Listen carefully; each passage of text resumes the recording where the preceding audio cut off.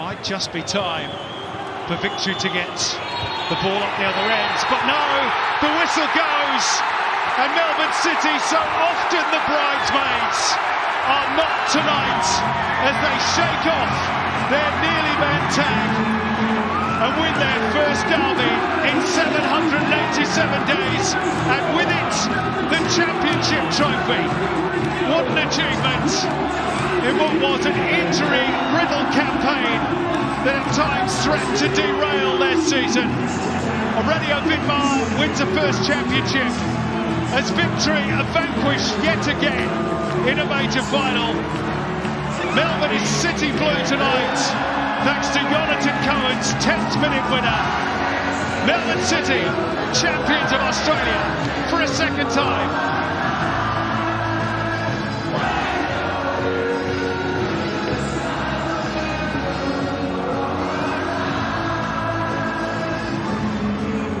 And in the end, Andy Harper, after that opening goal that came very early, City just stifled the life out of Melbourne Victory. Too good.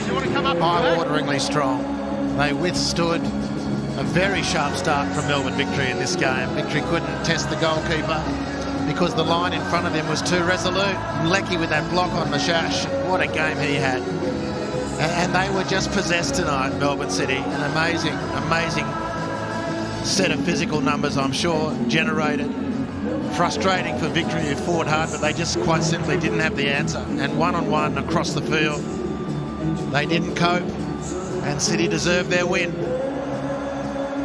Well, they've been at the big dance on so many occasions. This their 5th in 6 seasons. Only once before have they won the most cherished prize of all, but tonight is their night. And as we said earlier on in the game, once they get in front, they are difficult to shake. City then are the champions in front of a capacity crowd here at Amy Park, the biggest ever to watch a sporting event at this venue.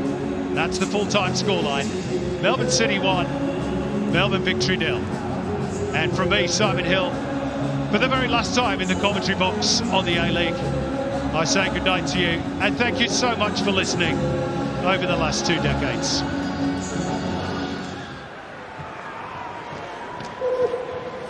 On behalf of the team, I'd first like to thank His Highness Sheikh Mansour, our chairman, Khaldun Al Mubarak, Vice Chairman Simon Pearce, CEO Brad Rouse. Your continued support, belief and commitment to this club make nights like this possible. I'd like to thank Etihad Airways, all our major sponsors. Without you guys and your backing, also this wouldn't be possible tonight.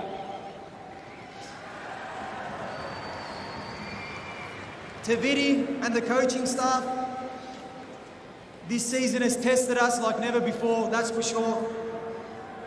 This team, we can't thank you enough for everything that you've helped us with from day one of pre-season, and to make sure we're here on the final day to lift this trophy all together.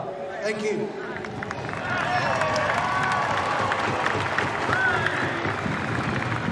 To the City fans,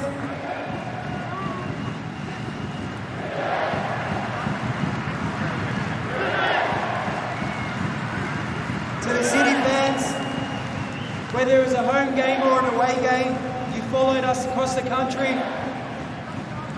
Your energy has been everything, and this moment belongs to you as much as it does to us. Thank you.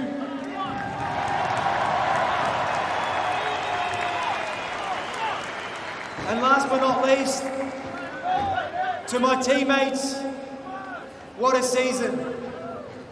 It's been a season full of setbacks and injuries, but we never stopped believing. We kept showing up for each other, and tonight is a reward for that belief and resilience. And as your captain, I couldn't be any more proud of this playing group. Thank you, boys.